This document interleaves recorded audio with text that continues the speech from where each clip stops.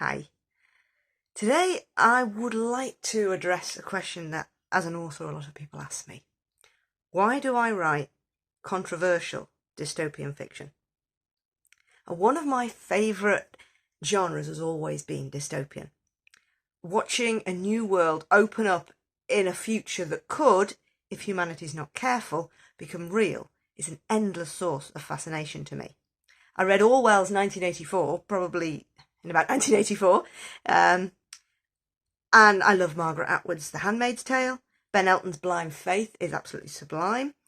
And what I find most compelling is seeing recognisable aspects of today's culture expanded to become grotesque versions of themselves in some futuristic world. And we have a very polarised culture today. So if I take one of those polars and those points and I expand it to become the bad guy, another half of the world is going to dislike me for it. And I can't help that. It's a sad thing, but I hate seeing people fight over ideas and beliefs, but that's, I suppose, the way humanity has always been. The thing is, we know what a world of fascism looks like. Europe lived it last century. We know what a country dominated by Nazis looked like. We know what communism does when it's unleashed, and God knows, we know what religion can do when it gets power. We've seen all those things. They're typical tropes of dystopian, these things that become oppressive, but we've seen them all. And that's always the crux. Not is this ideology good or bad, but what happens if this ideology gains power? What if it's able to become the dominant force? And what happens to other beliefs? This is the same the world over for every idea. Every single idea. Not one idea is immune, because people are not immune to corruption. And as long as people are not perfect, no system of government can ever be, which is why democracy, for all its faults, is the best of a bad bunch. So why do I take ideologies that are supposed to be kind and inclusive and tolerant and write them into my books as something intolerant and authoritarian? Why do I take progressive ideas and project them into a future where they become oppressive? Because it could happen. Because no matter how well-meaning something is, no matter how virtuous, it's not above corruption. And that interests me far more than taking an ideology that's already oppressive and making it more so.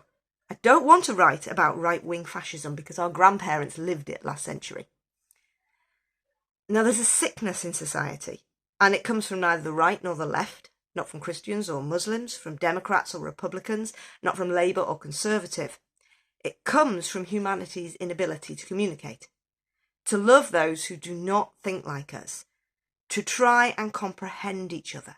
It's often said that a real measure of a man is how he treats the people with whom he really disagrees. Do you treat them as if they're fully human? Do you listen to them, or do you decide that they are evil, you are good, and therefore they can be burned at the metaphorical stake, or the real stake if you're going back a few centuries? So we need to try and comprehend each other, to love those who do not think like us. Instead, we assume that people who do not fully share our beliefs must be evil, and evil people, like the barbarians in my latest novel, that's this one, are not fully human. Therefore, they can be removed, and society will be all the better for it. Hitler thought this way. The witchfinders thought this way. Sometimes people on both sides of the political spectrum mutter ideas like this. And the more we turn our backs on people with different political ideas or ideological beliefs, the more we seal ourselves up in little bubbles where our own beliefs, and only our own beliefs, are parroted back to us, assuring us of our own righteousness. But the more we look for the good in others, even people who believe very differently, the more common ground I'm convinced we can find.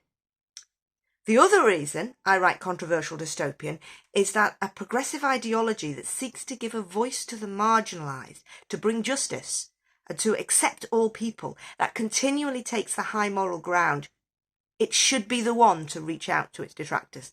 to show them kindness and compassion. There should be no cries for people to lose their jobs for saying the wrong thing, but instead dialogue and open hands. People who claim to care about other people should care about all people. They should lead the way with true benevolence. One of the quotes with which I begin my book is, "Tolerance is not about having beliefs. It's about how your beliefs lead you to treat people who disagree with you." When we have little power, it's easy to call for tolerance. When we have power, that is when we see the measure of a person. I write controversial dystopian because I want to remind us all that we have feet of clay and that we can make catastrophic decisions, all of us. I want to remind us that the Christian commands of loving our neighbours but also our enemies still matter. Margaret Atwood showed us a truly terrible future when warped people claiming to be Christians oppress their world. My book, this one, shows a truly terrible future when warped people claiming to be progressive and tolerant oppress their world. Now, my intention is never to hate or hurt, simply to remind us of our shared humanity and that the love we should bear for our fellow humans can and should cover all the things we dislike about them. Thank you.